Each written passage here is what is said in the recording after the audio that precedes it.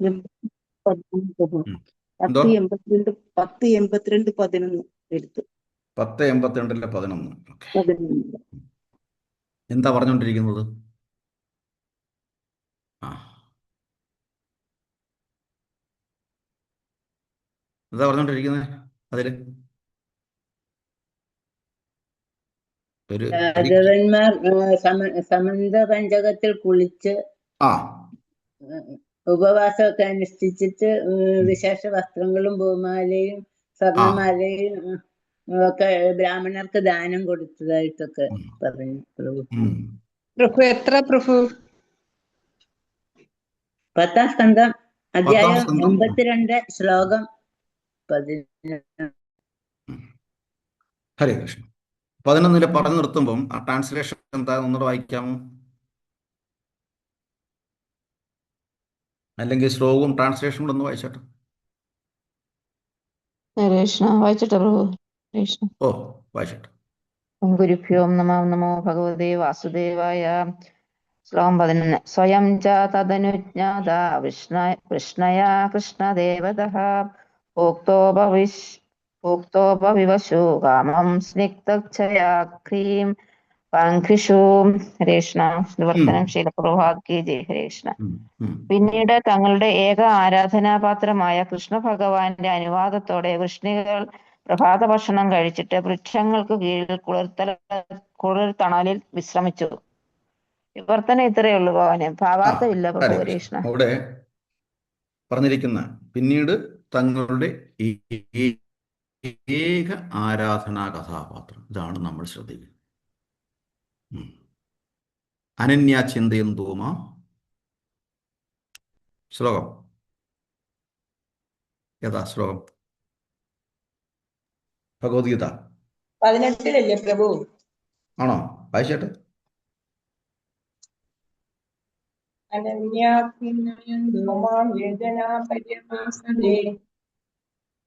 പ്രഭു വായിച്ചേട്ടെ,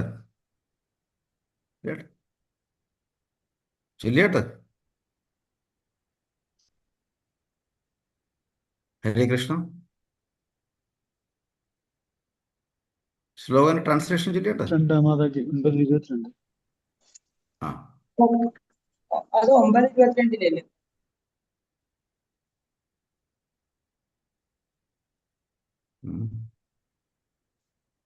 ഹരേ കൃഷ്ണ പ്രഭു, അത് 9:22 അതെ, വായിച്ചോട്ടെ. ഞാൻ ശ്ലോകം അറിയാം, പിന്നെ അനന്യാചിന്തയന്തോ മാം യേ ജനാ പര്യുപാസതേ തേഷാം നിത്യാഭിയുക്താനാം യോഗക്ഷേമം വഹാമ്യഹം.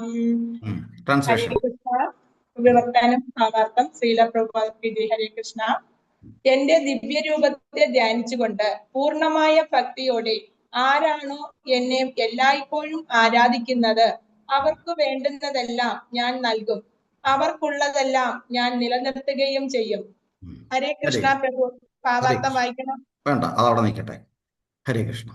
അവിടെ ഏകാഗ്രമായ ഭക്തിയോടെ വേണം, അല്ലെങ്കിൽ ഏകാഗ്രമായ സ്നേഹത്തോടെ വേണം ഭഗവാന്റെ അടുത്ത് ചെല്ലാൻ എന്ന്. അത് തന്നെയാണ് ഇവിടെ പറഞ്ഞിരിക്കുന്നത്.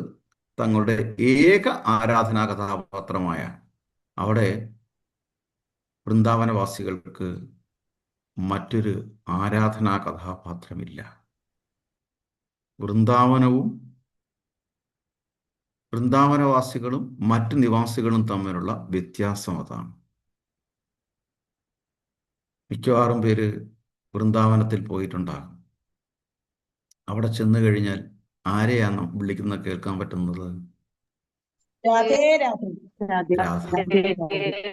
അതേസമയം ആരെയാണ് അവർ പ്രാർത്ഥിക്കുന്നത്?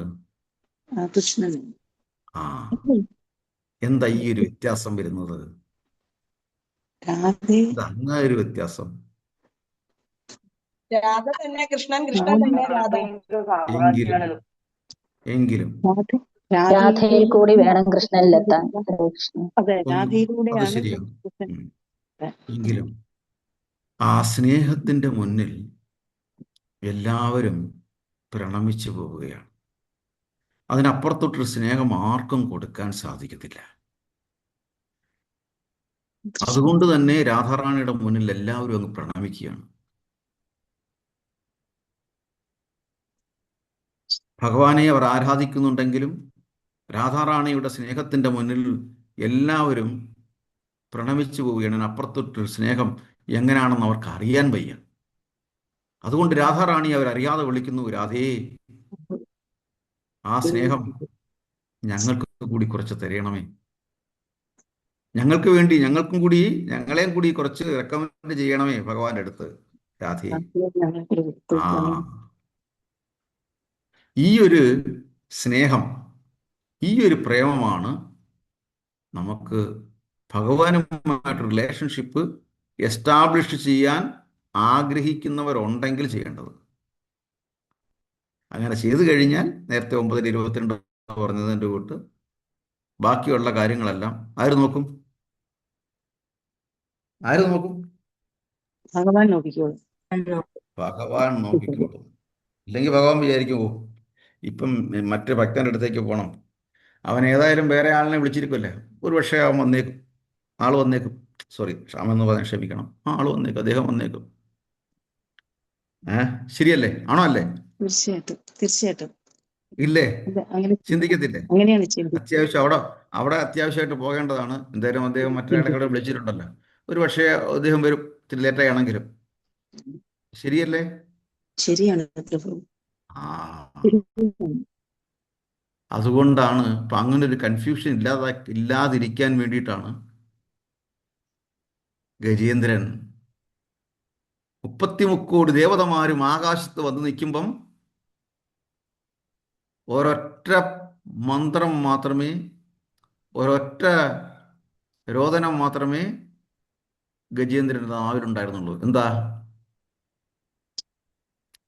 കൃഷ്ണ കൃഷ്ണ ഹരി നാരായണ അഖില ഗുരു ഭഗവൻ നമസ്തുതി രക്ഷ രക്ഷ മഹാബാഹു പാഹി പാഹി ദേവദേവ ജഗത്പതേ. ആ ഹരേ കൃഷ്ണ. നമ്മളടുത്ത ശ്ലോകത്തിലോട്ട് പോകുന്നു. ഏതാ? 12, 13 ശ്ലോകം ഒരുമിച്ചുള്ളത്.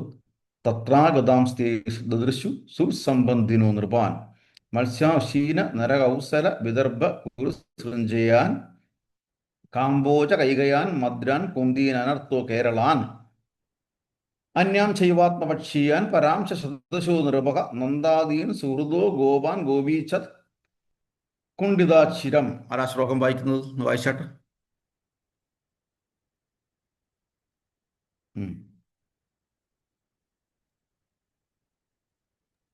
വായിച്ചാട്ടെ. ആ കൃഷ്ണ. നമോ ഭഗവതേ വാസുദേവായ. തത്രാഗതാംസ്തേ ദദൃശു സൗഹൃദബന്ധിനോ നൃപാൻ മത്സ്യശീന നരകൗശല്യ വിദർഭ കുരു സഞ്ജയാൻ കാംബോജ കൈകയാൻ മദ്രാൻ കുന്തീനാനർത്ഥ കേരളാൻ അന്യാം ശൈവാത്മഭക്ഷീയാൻ പരാം സദസോ നൃപ നന്മാദീൻ സുഹൃദോ ഗോപാൻ ഗോപീശോത്കൊണ്ടേതാശിരം. ട്രാൻസ്ലേഷൻ. ഹരീഷ്ണ വിവർത്തനം. ശ്രീപാദ് കി ജയ്. അവിടെ വന്നു ചേർന്നിരിക്കുന്നവരിൽ പഴയ മിത്രങ്ങളോ സംബന്ധികളോ ആയ മത്സ്യന്മാർ, കുശീനന്മാർ, കൗശല്യന്മാർ, വിദർഭന്മാർ, കുരുക്കൾ, സൃഞ്ജയന്മാർ, കാംബോജന്മാർ, കൈകയന്മാർ, മാദ്രന്മാർ, കുന്തികൾ, അനർത്ഥത്തിലെയും കേരളത്തിലെയും രാജാക്കന്മാർ എന്നിവരെ യാദവർ കണ്ടു. സ്വപക്ഷക്കാരും വിരോധികളുമായ 100 കണക്കിന് മറ്റു രാജാക്കന്മാരെ അവർ കണ്ടു.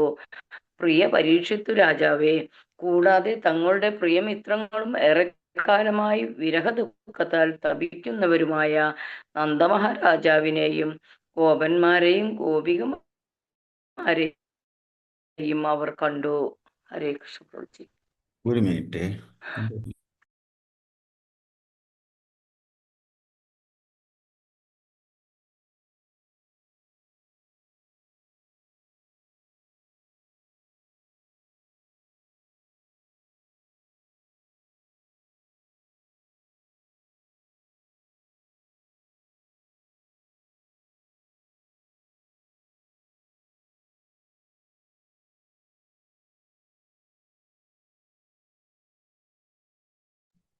എന്തോ ഒരു ശബ്ദം ഇവിടെ. കുരുക്ഷേത്ര ഭൂമിയിൽ സംബന്ധിക്കുന്ന കുറേ പേരുകൾ ഇവിടെയും കാണുന്നുണ്ട്, അല്ലേ? അല്ലേ? അതെ ഗുരുജി, അതെ. അതിൽ അത്ഭുതകരമായിട്ടൊരു പദം നമ്മൾ കണ്ടു. എന്താ? എവിടെയുള്ള ആൾക്കാരാ? കേരളത്തിലെ എന്തോ? കേരള ആ, കേരള കേരളത്തിലെയും രാജാക്കന്മാർ. ആ, അപ്പോൾ നമ്മൾ മനസ്സിലാക്കണം, ഈ കേരളത്തെ പറ്റി, പമ്പാ നദിയെ പറ്റിയൊക്കെ ഗർഗഭാഗവതത്തിലും പ്രതിപാദിക്കുന്നു.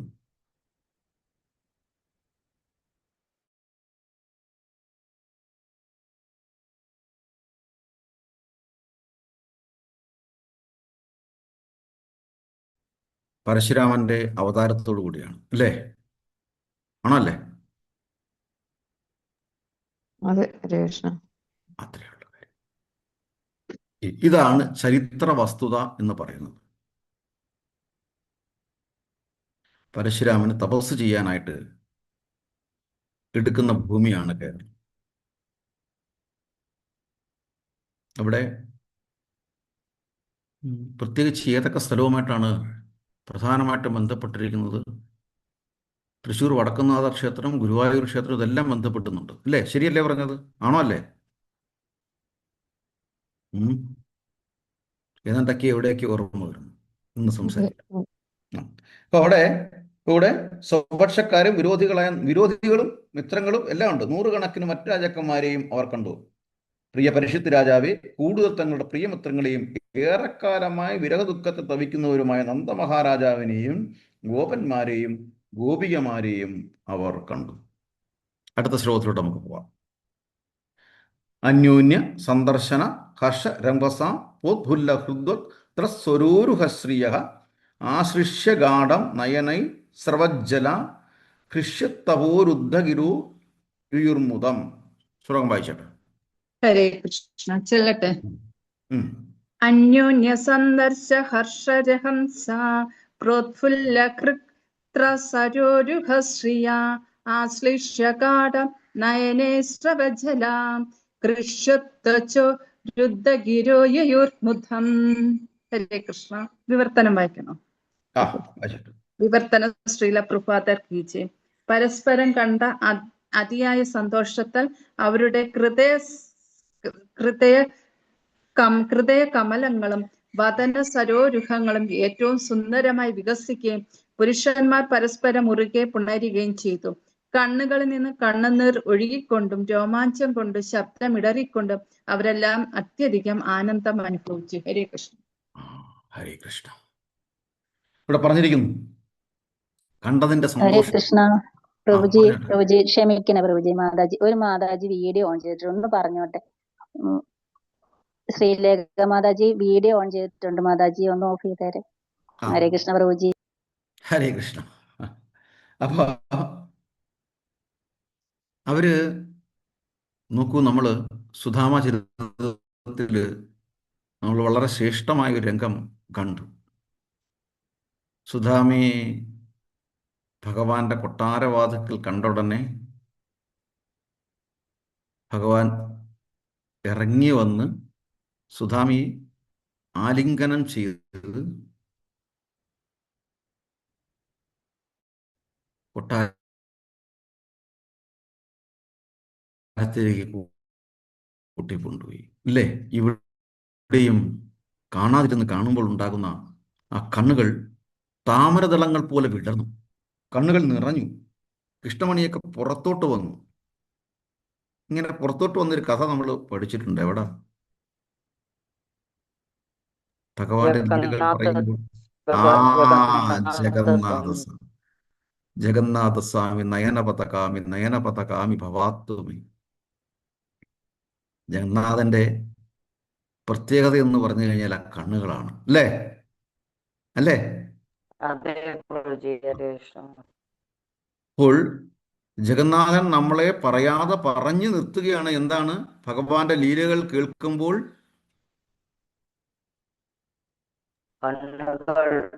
കണ്ണുകൾ വികസിച്ച് പുറത്തോട്ട് തള്ളണം. അത്രയും ശ്രദ്ധാലുവായിരിക്കണം ഭഗവാന്റെ കഥകൾ കേൾക്കുമ്പോൾ എന്ന് പറയുന്നത്. അങ്ങനെ ഒരു മനസ്സ് നമ്മുടെ ഹൃദയത്തിൽ ഉണ്ടാകാതിരുന്നു കഴിഞ്ഞാൽ തീർച്ചയായിട്ടും ആ സദസ്സിൽ നമ്മൾ മലീമസമാണ് എന്നർത്ഥം. എന്ന് പറഞ്ഞാൽ പ്രോസ്റ്റിറ്റ്യൂഷണൽ ഡിവോഷണൽ പ്രോസസ്സാണ് എന്നർത്ഥം. സത്യം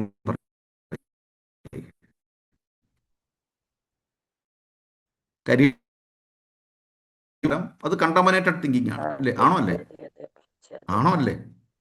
നമ്മൾ വളരെ സബ്ജക്റ്റീവായിട്ടാണ് നമ്മൾ ഭഗവത്ഗീത ഭാഗവതം വായിക്കുമ്പോൾ അല്ലെങ്കിൽ ഹരികൃഷ്ണ മഹാമന്ത്രം ജപിക്കുമ്പോൾ അത് വളരെ സബ്ജക്റ്റീവായിരിക്കും. അപ്പോൾ ആ സബ്ജക്റ്റീവ് എന്ന് പറഞ്ഞാൽ വളരെ സെൻസിറ്റീവ് ആണ്. തെറ്റാണെങ്കിൽ പറയണമല്ലോ.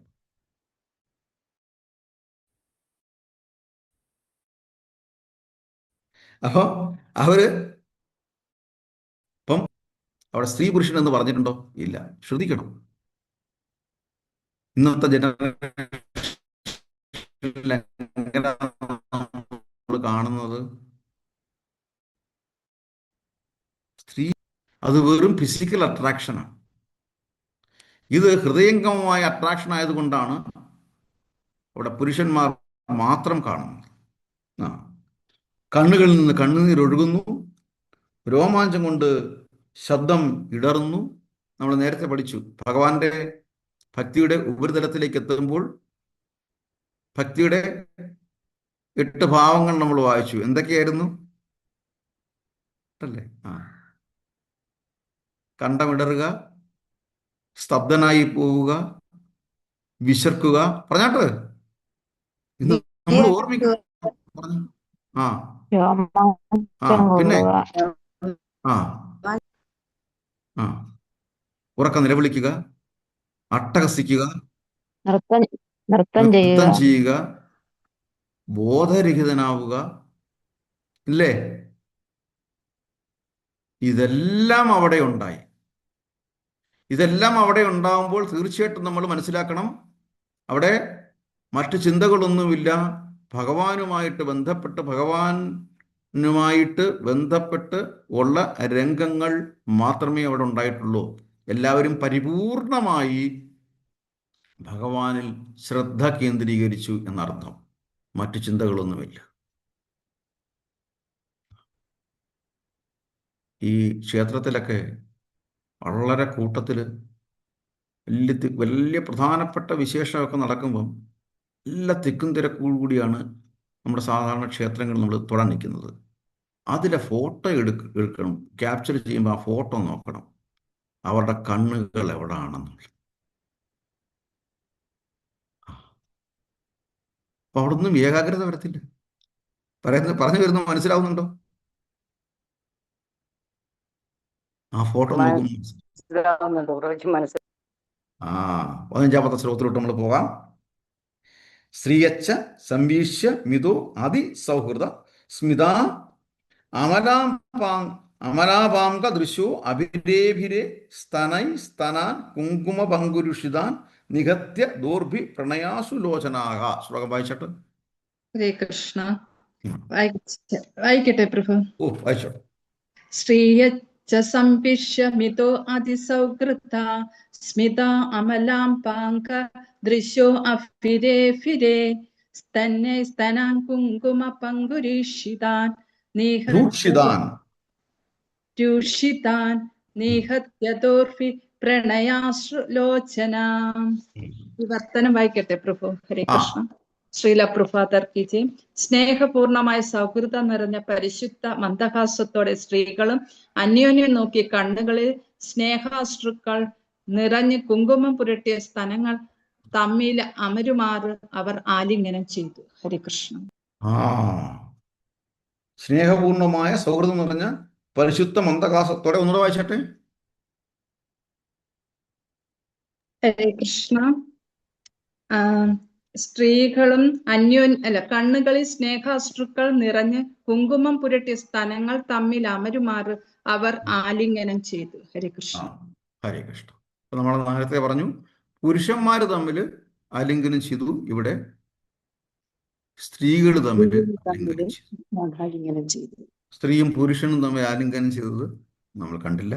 ഹസ്തദാനം, ഇതെല്ലാം നമ്മുടെ സ്ക്രിപ്ചറിൽ പറയുന്നതാണ്.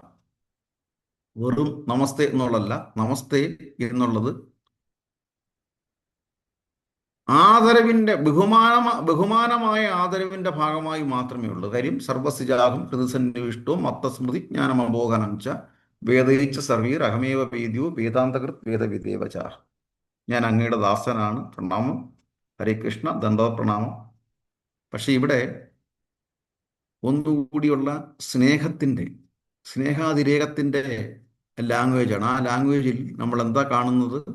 മറ്റേത് ദാസ്യവൃത്തിയുടെ ലാംഗ്വേജും ഇവിടെ സ്നേഹാതിരേകത്തിൻ്റെ ലാംഗ്വേജുമാണ് കാണുന്നത്. ശരിയല്ലേ? ആണോ അല്ലേ? ഹരേ കൃഷ്ണ. അപ്പോൾ ആ സ്നേഹത്തിൻ്റെ ലാംഗ്വേജോടുകൂടി വരുമ്പോൾ അവർ പരസ്പരം ആലിംഗനം ചെയ്യുന്നു, ഹർഷോന്മാദനാകുന്നു. കണ്ണുകളിൽ സ്നേഹാശ്രുക്കം നിറഞ്ഞു, കുങ്കുമം പുരട്ടിയ സ്തനങ്ങൾ തമ്മിൽ അമരുമാറ് അവർ ആലിംഗനം ചെയ്തു. മഹാപ്രഭു കീർത്തന നൃത്യഗീത വാദിത്രമാദ്യൻ മനസോരസേന.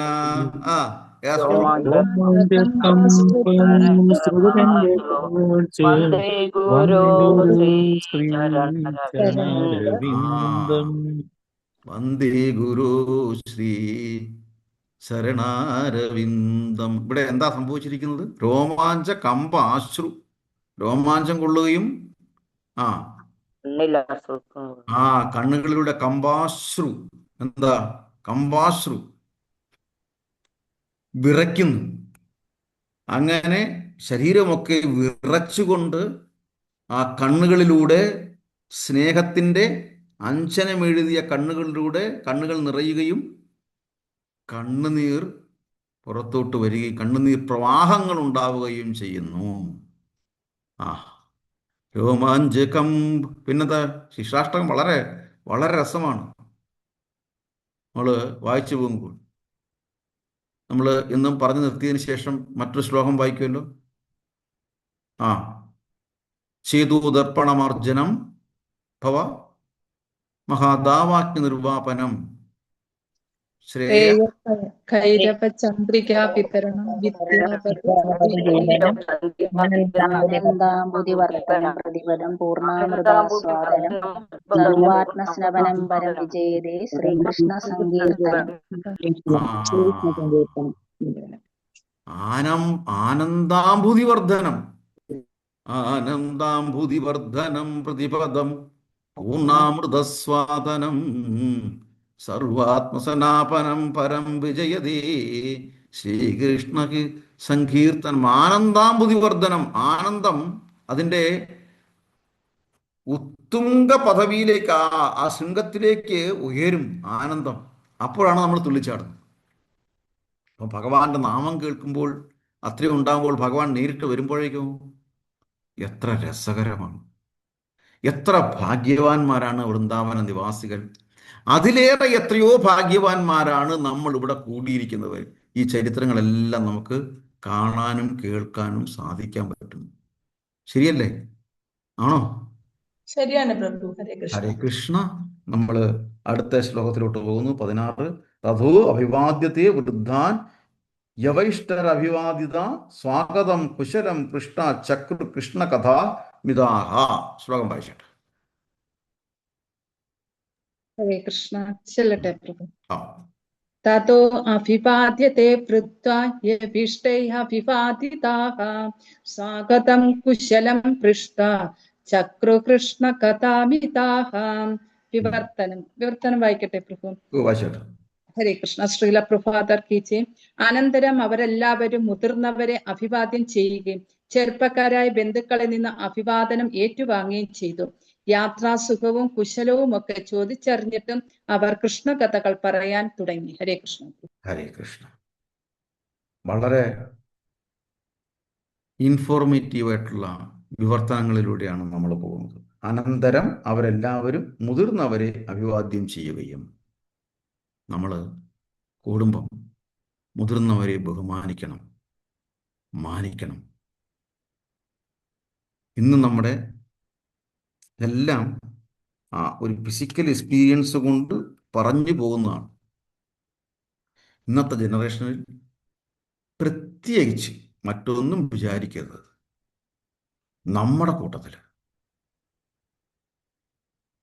ഹരേ കൃഷ്ണ മഹാമന്ത്രം ജപിച്ചു കഴിഞ്ഞാൽ പിന്നെ യങ് ജനറേഷനെ പറ്റി പറയുകയാണ്, പിന്നെ മുതിർന്നവരെ കണ്ടു കഴിഞ്ഞാലും കുഴപ്പമൊന്നുമില്ല, വന്ദിക്കേണ്ട ആവശ്യമില്ല, അല്ലെങ്കിൽ ഞാൻ 16 റൗണ്ട് ജപിക്കുന്നു, അദ്ദേഹം ജപിക്കുന്ന ആളൊന്നും അല്ല എന്ന ഒരു തെറ്റിദ്ധാരണ ഉണ്ടാകാറുണ്ട്. അതുമൂലം വന്ദിതന്മാരെ കാണുന്ന നേരത്ത് വന്ദിച്ചിടുന്നില്ല വന്ദിച്ചിടുക തന്നെ വേണം എന്ന് പറയുന്നതിന് വിരുദ്ധമായിട്ടുള്ള ചില രംഗങ്ങളും കാണുന്നുണ്ട്. ഇതെല്ലാം ഒരു ഗുരുത്വദോഷങ്ങളാണ്. ഈ ശ്ലോകങ്ങളിലൂടെ പോകുമ്പോൾ, ഭാഗവതത്തിലൂടെ പോകുമ്പോൾ നമ്മളിതെല്ലാം സ്വയം വിചിന്തനം ചെയ്യുകയും നമ്മൾ അതിനനുസരിച്ചിട്ട് നമ്മുടെ ജീവിതശൈലിയിൽ ഇംപ്രൂവ്മെന്റ് ഉണ്ടാവുകയും വേണം. ഇവിടെ അഭിവാദനം ഏറ്റുവാങ്ങുകയും ചെയ്യും. യാത്ര പിന്നെന്താ പറയുന്നത്? ആ ഒരു അതിഥി വീട്ടിൽ വന്നു കഴിഞ്ഞാൽ എന്തൊക്കെയാ ചെയ്യേണ്ടതെന്നുള്ളതാണ് അടുത്തത്. എന്താ, യാത്രയൊക്കെ സുഖമാണോ എന്നുള്ള കുശലാന്വേഷണങ്ങൾ നമ്മൾ ചോദിക്കണം. എങ്ങനെ വന്നു, എപ്പോൾ വന്നു, എന്തെങ്കിലും കഴിച്ചോ? ഇതൊക്കെ ഒരു അതിഥിയെ സംബന്ധിച്ചിടത്തോളം സന്തോഷം തരുന്ന വചനങ്ങളാണ്. ഇതൊന്നും സംസാരിക്കുന്നില്ല എന്നുണ്ടെങ്കിൽ തീർച്ചയായിട്ടും അതിഥി ചിന്തിക്കണം, ആതിഥേയന് അത്ര സുഖം തരുന്നതല്ല എൻ്റെ സാന്നിധ്യം എന്നുള്ളതും, അറിഞ്ഞോ അറിയാതെയും. അതുകൊണ്ട് തന്നെ ശ്രീല പ്രഭുപാദർ പറയുന്നുണ്ട്, രസം, ഞാനിത് പഴയ പ്രാവശ്യം പറഞ്ഞിട്ടുണ്ടെന്ന് തോന്നുന്നു. അപ്പോൾ എന്താ ഞാൻ പറഞ്ഞിട്ടുള്ളത്? ശ്രീല പ്രഭുപാദർ പറഞ്ഞിട്ടുള്ളത് പറഞ്ഞാട്ടെ.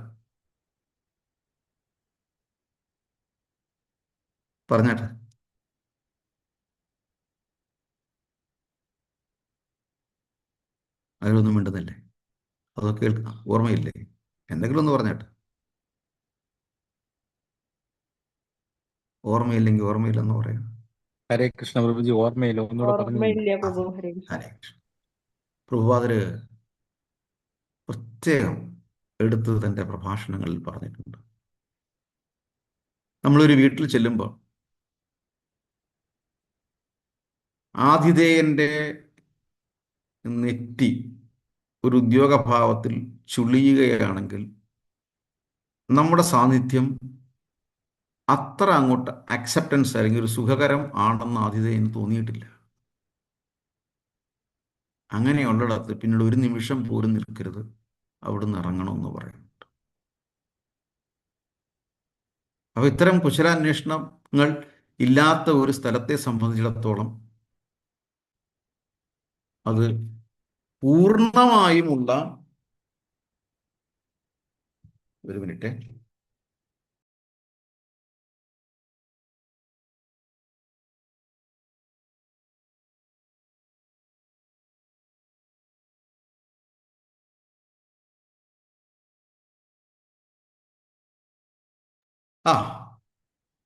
അപ്പോൾ ഇതൊക്കെ നമ്മൾ ചിന്തിക്കേണ്ട കാര്യങ്ങളാണ്. മാത്രമല്ല, ഇതൊക്കെ പഠിക്കണം എന്നുണ്ടെങ്കിലും നമ്മൾ ഭാഗവതം വായിക്കണം, വേണ്ടേ? അപ്പോൾ ജീവിതത്തിലെ ഒരു ശരാശരി കൃത്യമായ ഒരു ലൈഫ്, ആദർശപരമായ ഒരു ജീവിതം, ഒരു ഐഡിയൽ ലൈഫ് കൊണ്ടുപോകണമെന്നുണ്ടെങ്കിലും നമ്മൾ എന്ത് ചെയ്യണം?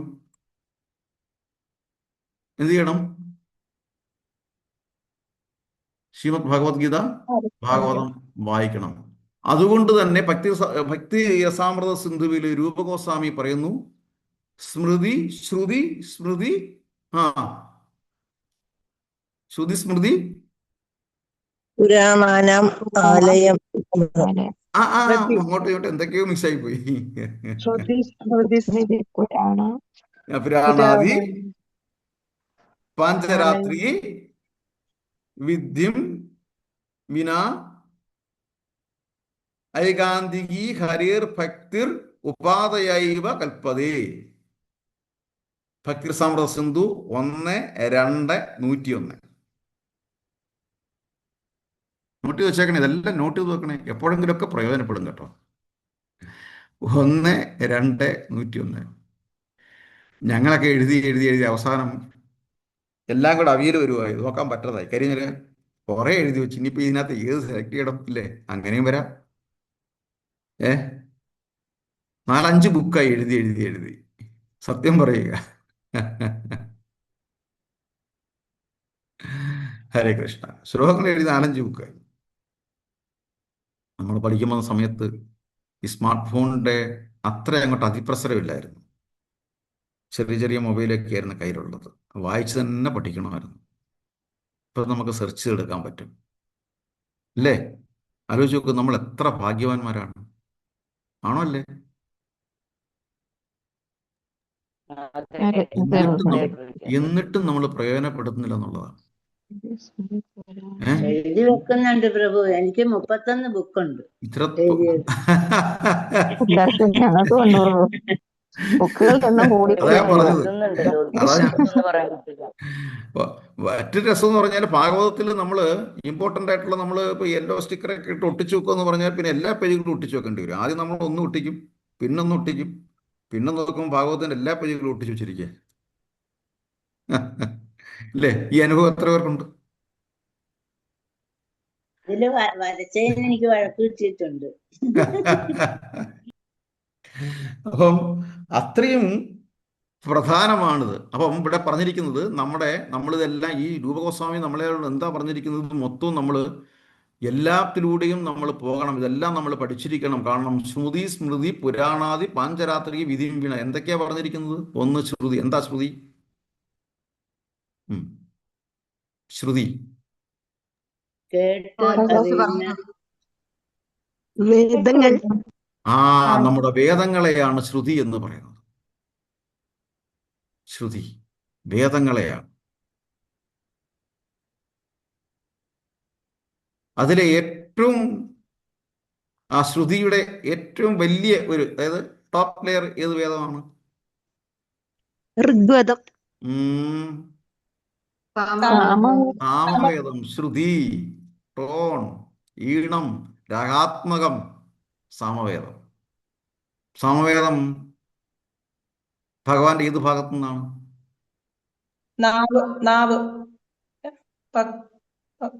നാവിൽ നിന്നാണോ? ശ്വസനത്തിൽ നിന്നാണോ? വായുവിൽ നിന്നാണോ? നാവിൽ നിന്ന്. സാമവേദം നാവിൽ ഉണർത്തും. ആ സാമവേദം പിന്നീട് ആരാണ് ചൊല്ലുന്നത് എപ്പോഴും?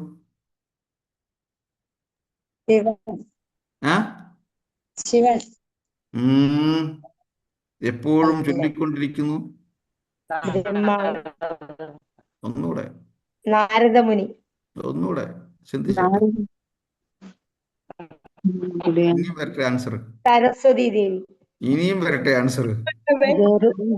ഗരുഡ ഭഗവാനാണ്. സാക്ഷാൽ ഗരുഡസ്വാമി.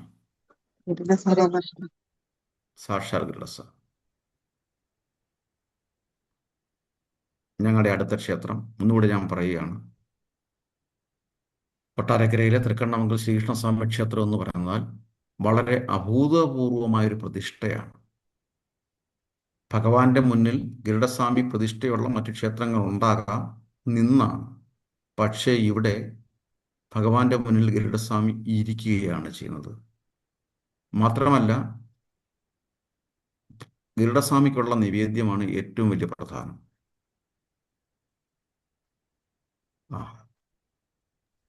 അതാണ് ഭഗവാന് സന്തോഷം തരുന്നത്. ഹരേ കൃഷ്ണ.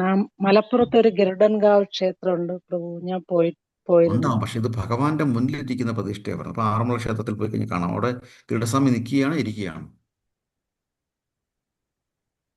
അവിടെ ഇരിക്കുന്നത് പ്രതിഷ്ഠ വളരെ ചുരുക്കമാണ്. ഇതെല്ലാം ഇവിടുത്തെ ക്ഷേത്രത്തെ സംബന്ധിച്ചിടത്തോളം ഗരുഡസ്വാമിക്കുള്ള നിവേദ്യമാണ് ഏറ്റവും പ്രധാനം. പണ്ടൊക്കെ ദൂരെ നിന്ന് പോലും ആളുകൾ വരുന്നുണ്ടായിരുന്നു ഗരുഡസ്വാമിയുടെ മുന്നിൽ. വാഞ്ചാകൽപതരൂഭ്യച്ച് കൃപാ സിന്ധൂപ്യേവച പതിതാനാം പാവനേഭ്യോ വൈഷ്ണവേഭ്യോ നമോ നമഃ നിവേദ്യം സമർപ്പിക്കാൻ വേണ്ടിയിട്ട്. ഹരേ കൃഷ്ണ. അപ്പോൾ ഇവിടെ അങ്ങനെ എല്ലാം പറഞ്ഞ് പിന്നെ അപ്പൊ ശ്രുതി വേദങ്ങൾ. അപ്പൊ സ്മൃതി എന്ന് പറയുന്നതോ ഭഗവത്ഗീത, ഉപനിഷത്തുകൾ. ഭഗവത്ഗീത മാത്രം. സ്മൃതി എന്ന് പറയുമ്പോൾ വേദങ്ങളുമായിട്ട് അല്ലെങ്കിൽ വേദങ്ങളുടെ സാരാംശമാണ്. സർവസജാഹം ഹൃദസന്നിവിഷ്ടോ മത്ത സ്മൃതിജ്ഞാനം അബോഹനം ച വേദയിച്ച് സർവീർ നേരത്തെ പറഞ്ഞു വേദയിച്ച് സർവീർ അഹമേവ വേദ്യോ വേദാന്തകൃത് വേദ വിദേവചാഹം.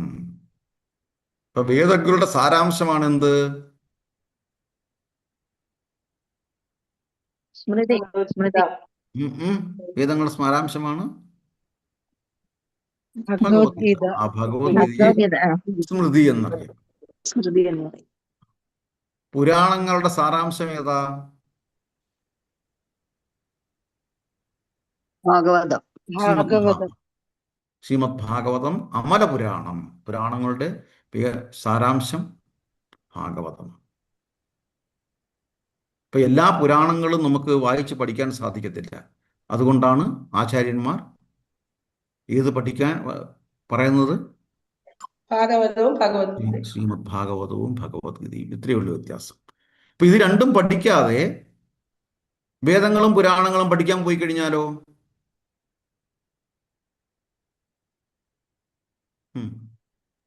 നമുക്ക് എന്തെങ്കിലും മനസ്സിലാവൂ? മനസ്സിലാകത്തില്ല. ഒന്നും മനസ്സിലാവും. ഇത്ര മാത്രം മനസ്സിലിരിക്കുക. ഇവിടെ ഒരുപാട് ഈ കലിയുഗത്തിൽ നമ്മുടെ സനാതന ധർമ്മവുമായിട്ട് ബന്ധപ്പെട്ട് ഒരുപാട് നമ്പർ ഓഫ് ക്ലാസ്സുകൾ നടക്കുന്നുണ്ട്. അവിടെ ഒരു ഗായത്രി ക്ലാസ്, ഇവിടെ ഒരു ഗായത്രി ക്ലാസ്, ഇവിടെ ഒരു വേദ ക്ലാസ്. എവിടെങ്കിലും ചെന്ന് നിൽക്കുമോ? എവിടെങ്കിലും ചെന്ന് നിൽക്കുമോ?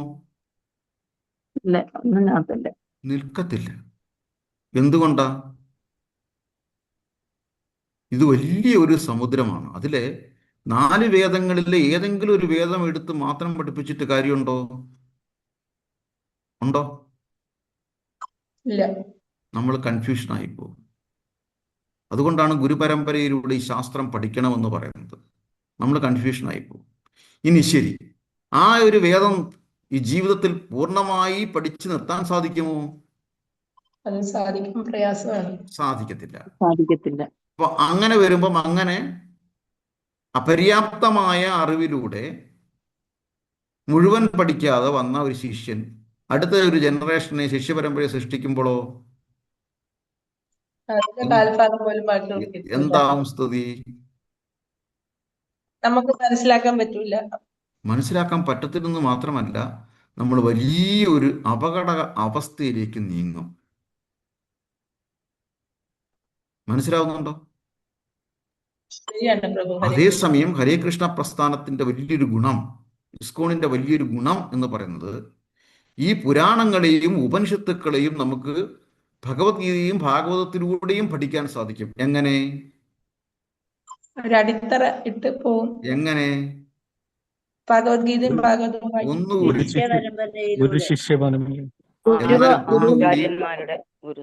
എന്നാലും ഒന്ന് തെളിയിച്ച് പറഞ്ഞാട്ട്. എന്നാലും ഒന്ന് തെളിയിച്ച് പറഞ്ഞാട്ട്. ശീല പ്രഭുപാദരുടെ ഭാവാർത്ഥത്തിലൂടെ. ശീല പ്രഭുപാദർ ഓരോന്നിനെയും വിചിന്തനം ചെയ്ത് പുരാണങ്ങളെയും ഉപനിഷത്തുക്കളെയും വേദങ്ങളെയും എല്ലാം പഠിച്ച് അതിൽ നിന്ന് പരാമർശിച്ച് അതിനെയും എടുത്ത് കോട്ട് ചെയ്തിട്ടാണ് നമുക്ക് തന്നിരിക്കുന്നത്. നമ്മൾ എത്ര ഭാഗ്യവാന്മാരാണ്. അപ്പൊ നമ്മള് ഈ ഭഗവത്ഗീതയും ഭാഗവതവും പഠിക്കുന്നതിനോടൊപ്പം തന്നെ പുരാണങ്ങളും ഉപനിഷത്തുക്കളും വേദങ്ങളും എല്ലാം നമ്മൾ അറിയാതെ പഠിച്ചു പോകുന്നു. ഇല്ലേ? ആണോ? അല്ലേ? അതെ പ്രഭു. ഹരേ കൃഷ്ണ. श्रील प्रभुपाद की जय, श्री ഗുരുദേവ की जय. ഇതാണ് ഇസ്കോൺ എന്ന മഹാപ്രസ്ഥാനത്തിന്റെ ഗുണം എന്ന് പറയുന്നത്. നെക്ടറാണ് നമുക്ക് തരുന്നത്. നെക്ടർ. നെക്ടറാണ്. പക്ഷെ പ്രഭു നമുക്ക് എല്ലാവർക്കും അത് അറിയാൻ പറ്റും. പക്ഷെ ചില ആൾക്കാർക്ക് അവർക്കത് ബോധ്യമാവണില്ല വേണ്ട, അതെന്താണെന്ന്. വേണ്ട, അതിനൊരു സമയമില്ലേ മാതാജി? വേണ്ട, എല്ലാവരെയും ബോധ്യമാക്കാൻ പറ്റില്ല. അതുകൊണ്ടാണല്ലോ ശ്രീല പ്രഭുപാദ് അതായത് ഭഗവത്ഗീതയിൽ പറയുന്നു, അസൂയാലുക്കളോട് എൻ്റെ ഈ ശാസ്ത്രം 18-ാമത്തെ അധ്യായത്തിൽ പറഞ്ഞു നിർത്തുന്നു, അർജുന, എന്നെ കേൾക്കാൻ ഇഷ്ടമില്ലാത്തവരുടെ മുന്നിൽ, അസൂയാലുവായ മനസ്സിൻ ഉടമകൾ, അസൂയാലുക്കളുടെ മുന്നിൽ എന്നെപ്പറ്റി സംസാരിക്കരുത്. അതിനെപ്പറ്റി ശ്രീല പ്രഭുപാദർ വീണ്ടും പറയുന്നു, നമ്മളൊരു വലിയൊരു പബ്ലിക്കായിരിക്കും സംസാരിക്കുന്നത്. അപ്പം ഇതിൽ ഭഗവാനെ കേൾക്കാൻ ഇഷ്ടമില്ലാത്തവർ കാണും, അസൂയാലുക്കൾ കാണും, കേൾക്കാൻ ഇഷ്ടമുള്ളവരും കാണും. പക്ഷേ ഒരു പബ്ലിക് സ്പീച്ചിനെ സംബന്ധിച്ചിടത്തോളം പൊതുപ്രഭാഷണം നടത്തുമ്പോൾ ഇവരെല്ലാം ഉൾക്കൊള്ളും. അതിലെ കുറച്ച് പേര് കേൾക്കാൻ ഇഷ്ടമുള്ളവർ വീണ്ടും സംശയങ്ങൾ ചോദിച്ചുകൊണ്ട് ഗുരുവിൻ്റെ അടുത്തേക്ക് വരും. അത്ര തന്നെ. മനസ്സിലാകുന്നുണ്ടോ? ബാക്കിയുള്ളവർ വീണ്ടും പോകും. അതിന് സമയമായിട്ടില്ല. മനസ്സിലായോ മാതാജി? മനസ്സിലായി പ്രഭു. എന്നാലും അവർക്കത് പറയുന്നത് നമുക്ക് പറഞ്ഞാൽ മനസ്സിലാവൂല. അവർക്ക് എന്താ അല്ല, ചെയ്യാ? പ്രശ്നം നമുക്കാണ്. നമ്മുടെ മനസ്സ് ശരിയാവുന്നില്ല. അവരത് മനസ്സിലാക്കാതെ പോകുമ്പോൾ അല്ലെങ്കിൽ അക്സെപ്റ്റ് ചെയ്യാതെ പോകുമ്പോൾ നമ്മൾ ഇമോഷൻ ആകുന്നു. അതല്ലേ സത്യം? അതെ അതെ പ്രഭു. അതെ, ഇത്രയേ ഉള്ളൂ കാര്യം. നമ്മൾ ഇമോഷൻ ആകും. നമ്മൾ ഇമോഷൻ ആകാൻ പാടില്ല. സമയമാകും, നമ്മൾ തിരിച്ചുകൊണ്ട് പോകണം. ഇത്രയേ ഉള്ളൂ. വൈകാരികമായി നമ്മൾ പോകുന്നതുകൊണ്ടാണ് വിഷയം വരുന്നത്. നമ്മളെല്ലാം റിവേഴ്സ് ചിന്തിക്കണം. അതൊക്കെ വീണ്ടും വരും, സംസാരിക്കാൻ വരും, അവർ വരും. ക്ഷമയോടെ കാത്തിരിക്കുക. പക്ഷെ നമ്മളെയും കൂടെ അവര് ക്രിട്ടിസൈസ് ചെയ്യുമ്പോഴോ പ്രഭു? ആയിക്കോട്ടെ, ക്രിട്ടിസൈസ് ചെയ്യുമ്പോൾ കൂടുതൽ അവർക്ക് പഠിക്കാനുള്ള താല്പര്യത്തോടെ ക്രിട്ടിസൈസ് ചെയ്യുകയാണെങ്കിൽ നമുക്ക് സംസാരിക്കാം. ഇല്ലെങ്കിൽ അവിടെ വെച്ച് ബ്രേക്ക് ചെയ്യുക. നമുക്ക് പിന്നെ വീണ്ടും കാണാൻ സംസാരിക്കാം. നമസ്തേ, ഹരേ കൃഷ്ണ. അത്രയേ ഉള്ളൂ. എനിക്ക് സുഖം, നിനക്കും സുഖം. മനസ്സിലാവുന്നുണ്ടോ? ഹരേ കൃഷ്ണ പ്രഭു. ഇത്രയേ ഉള്ളൂ കാര്യം. ഒന്നല്ലേ ഏതൊരു കാര്യത്തെപ്പറ്റി പൊതുവിൽ സംസാരിച്ചപ്പോൾ അവസാനം അത് അക്സെപ്റ്റ് ചെയ്തു. കാര്യം നമ്മൾ ആ പറയുന്ന ഒരു രീതിയിലാണ്. നമ്മുടെ സമൂഹത്തിലുണ്ടാകുന്ന അബദ്ധകരമായിട്ടുള്ള അനുഭവങ്ങൾ കൊണ്ടാണ് ഇവർ സംസാരിക്കുന്നത്. ഇപ്പം ജ്യോത്സ്യം തെറ്റാണെന്ന് പറയുമ്പോൾ അല്ലെങ്കിൽ അവരെ വിമർശിക്കുമ്പോൾ തീർച്ചയായിട്ടും സമൂഹത്തിൽ കൂടുതൽ അനുഭവം അങ്ങനെയാണ്. അതിനെ മിസ്യൂസ് ചെയ്യുക എന്നുള്ളതാണ്. പക്ഷേ ആർക്കെങ്കിലും അറിയാമോ, ജ്യോതിശാസ്ത്രം എന്ന് പറയുന്നത്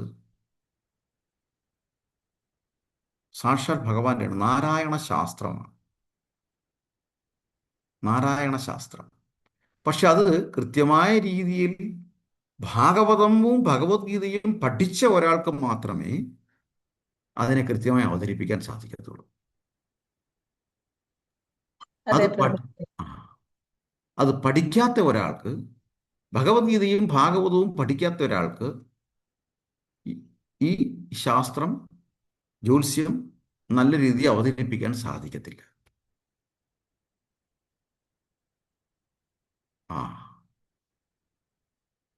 അപ്പോൾ ഇന്നലെ എന്തോ കാര്യങ്ങൾ സംസാരിക്കുമ്പോൾ പരിഹാരത്തെക്കുറിച്ച് പറഞ്ഞു. ഞാൻ പറഞ്ഞു, അപ്പം അങ്ങനെയാണ് പരിഹാരമില്ല. ജ്യോതിശാസ്ത്രത്തിൽ അല്ലെങ്കിൽ നാരായണ ശാസ്ത്രത്തിൽ പരിഹാരമില്ല.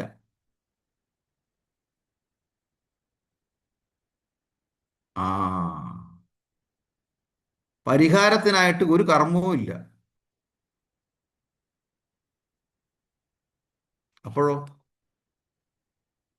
അപ്പോഴെന്ത് ചെയ്യും?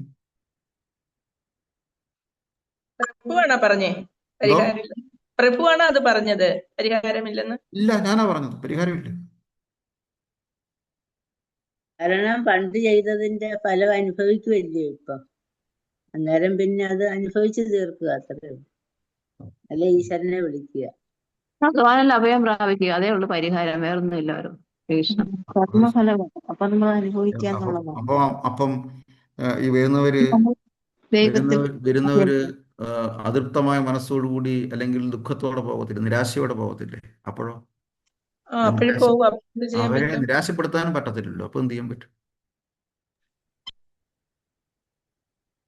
എന്ത് ചെയ്യാൻ പറ്റും? പ്രാർത്ഥിക്കുക, ഭഗവാനോട് പ്രാർത്ഥിക്കുക. സാധാരണ ഭഗവാനേ ഉള്ളൂ ഒരു ഏക ആശ്രയം എന്നവരോട് അതൊക്കെ പറയുക. അതൊക്കെ വലിയൊരു 2-3 മണിക്കൂർ സെഷനായിട്ട് സംസാരിക്കേണ്ടി വരും. അത്രയൊക്കെയുള്ള മനസ്സിന്റെ ഉടമയായിട്ടൊന്നും ആയിരിക്കത്തില്ല അവര് വരുന്നത്. ഇല്ല, അങ്ങനെ ഡോക്ടർമാര് പറയത്തില്ലേ പ്രഭു, നീ നിങ്ങൾ ഭഗവാനെ വിളിച്ചോളൂ എന്ന് പറയത്തില്ലേ? അതാ അങ്ങനെ പറയാൻ പറ്റുമോ? ആ, നമ്മള് എന്തിനാണ് നമ്മൾ ചെയ്യുമ്പോൾ തുളസി ആരതിയൊക്കെ ചെയ്യുമ്പോൾ അവസാനം പറഞ്ഞു വൃന്ദായ തുളസി ദേവിയെ പ്രിയായ കേശവസ്തിച്ച കൃഷ്ണഭക്തി പ്രതീ ദേവി സത്യവത്യായ നമോ നമഃ.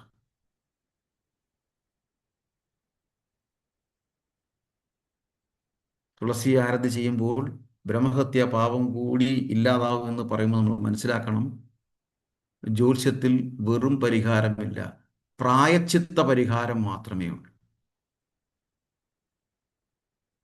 പ്രായച്ചിത്ത പരിഹാരം മനസ്സിലാവുന്നുണ്ടോ? ആ പ്രായച്ചിത്ത പരിഹാരം ഭക്തിയുത സേവനത്തിലൂടെ മാത്രമേ സാധിക്കത്തുള്ളൂ. നമ്മൾ പ്രായച്ചിത്തം ചെയ്തില്ല എന്നുണ്ടെങ്കിൽ അവിടെ പാപകർമ്മങ്ങൾക്ക് പരിഹാരമില്ല എന്നർത്ഥം. എന്ത് മന്ത്രങ്ങളും തന്ത്രങ്ങളുമായി പോയി കഴിഞ്ഞാലും ആ കർമ്മദോഷങ്ങളിൽ നിന്നും പാപങ്ങളിൽ നിന്നും ഒരിക്കലും നമുക്ക് മുക്തി കിട്ടത്തില്ല. ഒരേ ഒരു പരിഹാരമേ ഉള്ളൂ, അത് പ്രായച്ചിത്ത പരിഹാരം. ജ്യോതിശാസ്ത്ര ഗ്രന്ഥം എന്ന് പറഞ്ഞു കഴിഞ്ഞാൽ അത് വളരെ ബൃഹത്തായ ഒരു ഗ്രന്ഥമാണ്.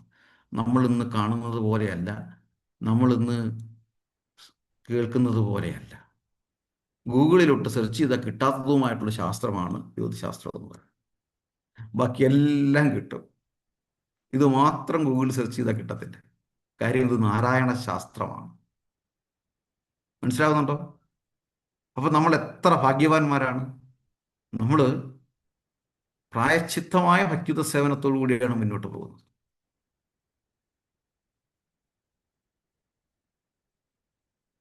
വാഞ്ചാകൽപതരൂപ്യച്ച കൃപാ സിന്ധൂപ്യേവച പതിതാനാം പാവനേഭ്യോ വൈഷ്ണവേഭ്യോ നമോ നമഃ. എന്തെങ്കിലും സംശയങ്ങളുണ്ടോ? ഹരേ കൃഷ്ണ. പ്രഭു പറഞ്ഞില്ലേ നെറ്റി ചുളിയുന്നത് നമ്മൾ എങ്ങനെ മനസ്സിലാക്കും? നെറ്റി ചുളിച്ച കണ്ണു മനസ്സിലാക്കും, ആ അല്ല, അത് കണ്ണുകളിൽ നിന്ന് മനസ്സിലാക്കും, മുഖഭാവങ്ങളിൽ നിന്ന് മനസ്സിലാക്കും. തീർച്ചയായിട്ടും നമുക്ക് മനസ്സിലാക്കാൻ സാധിക്കും, ഇല്ലേ? തീർച്ചയായിട്ടും അതൊക്കെ സാധാരണ കാര്യങ്ങൾ തന്നെയാണ്. നമ്മളിനി പറഞ്ഞു ശ്രുതി സ്മൃതി, പിന്നെ പാഞ്ചരാത്രിക വിധി, അതും കൂടെ നമ്മൾ കേട്ടു. പാഞ്ചരാത്രിക വിധി ഏതാ? നാരദ പാഞ്ചരാത്രിക വിധി. അതായത് ഷോഡോഷ ഉപചാരങ്ങളെല്ലാം അതിനകത്ത് വരുന്നതാണ്. അപ്പോൾ അതുകൂടെ നമ്മൾ പഠിക്കണം. ഇതെല്ലാം ഗുരുശിഷ്യ ബന്ധത്തിലൂടെ നമ്മൾ എത്ര ഭാഗ്യവാന്മാരാണ്. ഹരേ കൃഷ്ണ പ്രസ്ഥാനത്തിൽ വരുമ്പോൾ ഇതെല്ലാം നമുക്ക് പഠിക്കാൻ സാധിക്കുന്നുണ്ട്. വേറെ ഒരു സെഷനും പോകേണ്ട ആവശ്യമില്ല. പോയി കഴിഞ്ഞാൽ അത് അപൂർണതയുമാണ്. ചിലർ പറയും ഞാൻ കടോപനിഷത്ത് പഠിക്കാൻ പോവുകയാണ്, ചിലർ പറയും ഞാൻ ഋഗ്വേദം പഠിക്കാൻ പോവുകയാണ്, ചിലർ പറയും ഞാൻ സാമവേദം പഠിക്കാൻ പോവുകയാണ്. അപ്പോൾ ഇതെല്ലാം അപൂർണതയാണ്. ഇതൊന്നും പഠിച്ചു തീർക്കാനും സാധിക്കത്തില്ല. അപ്പോൾ പാട്ട് പഠിക്കാൻ പോയിട്ട് പാട്ട് പഠിക്കാൻ താളം, ഉപതാളം, ജാതി, ഉപജാതി എല്ലാം ഉണ്ട്. അപ്പം പാട്ട് പഠിച്ചിട്ട് ചതുരശ്ര ജാതി പറഞ്ഞതേ ഉള്ളേ മാത്രം പഠിച്ചു കഴിഞ്ഞാൽ ബാക്കിയെല്ലാം കിടക്കുകയാണ്. ബാക്കി 7 താളങ്ങൾ അവിടെ കിടക്കുകയാണ്. അപ്പം ഒരു സ്റ്റേജിൽ വരുമ്പോഴത്തേന് വായിക്കാൻ പറ്റാതെ വരും. ഇതുപോലെയാണ് വേദങ്ങളിലെ ഓരോ ശാഖയെടുത്ത് പഠിച്ചു പോയി കഴിഞ്ഞാലുള്ള പ്രശ്നങ്ങൾ. നമ്മൾ സ്ട്രക്കായി പോകും, നമ്മൾ പപ്പപ്പ അടിച്ച് നിൽക്കും. പാട്ട് പാടുമ്പം ഏത് താളത്തിനൊത്ത് പാടണം, എത്ര അക്ഷരമാണ് അതിനകത്ത് വരുന്നത്, ഭയങ്കര ഒരു കാൽക്കുലേഷനാണ് പാട്ട് എന്ന് പറയുന്നത്. 7 സ്വരങ്ങൾ വെച്ച് പാടുമ്പം അതിനകത്ത് പല പയറ്റുകളും ഉണ്ട്. അപ്പം ഭയങ്കര കാൽക്കുലേഷനാണ്. ആ കാൽക്കുലേഷനിൽ വെച്ച് ആ കാൽക്കുലേഷനിൽ ആ എണ്ണത്തിൽ നിൽക്കണം ഓരോ പാട്ടും ഓരോ വരിയും. ആ അക്ഷരത്തിനൊത്ത് നമ്മൾ പക്കാമേളം ചെയ്തില്ലെങ്കിൽ ഔട്ടാവും. അപസ്വരങ്ങളാവും. അപ്പോൾ കാൽക്കുലേഷൻ ഭയങ്കരമാണ്. ആ കാൽക്കുലേഷനാണ് ഭാഗവതവും ഭഗവത്ഗീതയും പഠിപ്പിച്ചു തരുന്നത്. മനസ്സിലാവുന്നുണ്ടോ? മനസ്സിലാവുന്ന നമ്മള് ഈ വൈഷ്ണവ ഗീതം വായിക്കുമ്പോഴറിയാമല്ലോ, വൈഷ്ണവ സ്ട്രോങ് വേറൊരു രീതിയിലല്ലേ പാടുന്നത്. ഓം ഹരേ കൃഷ്ണ. അപ്പോൾ നമുക്ക് വീണ്ടും കാണാം.